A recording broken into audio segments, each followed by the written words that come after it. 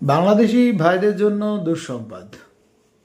বাংলাদেশি ভাইয়েরা ভেবেছিল যে তারা চিকেন নেক্সকে দখল করে নর্থ ইস্টকে ভারত থেকে আলাদা করে দেবে। তাদের জন্য দুঃসংবাদ, কারণ চিকেন নেক্সের সুরক্ষা 3 দিক থেকে বাড়ানো হলো।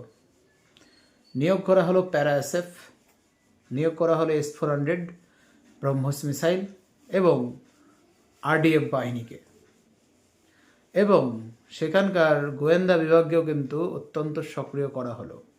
ফলে চিকেন নেক যে এখন 3 দিক দিয়ে সুরক্ষিত তার বলার অপেক্ষা রাখে না। এবং প্রচুর ডিপ্লয়মেন্ট কিন্তু হচ্ছে নর্থ ইস্টে, প্রচুর ডিপ্লয়মেন্ট।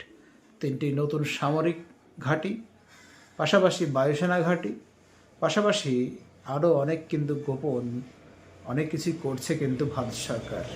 তাই বাংলাদেশি ভাইদের যে মনের ইচ্ছা ছিল যে আমরা চিকেন নেক্স দখল করে নর্থ ইস্টকে ভারত থেকে আলাদা করব, সে স্বপ্নেই স্বপ্ন থেকে গেল। ভারত সরকার সবসময় প্রস্তুত তার দেশকে সুরক্ষা দিতে। এখন বিষয় যে বাংলাদেশকে কবে ভারত সরকার একটু হলেও সুড়সুড়ি দেয়, যে সুড়সুড়িতে বাংলাদেশ পুরো হিলিয়ে যাবে। ধন্যবাদ।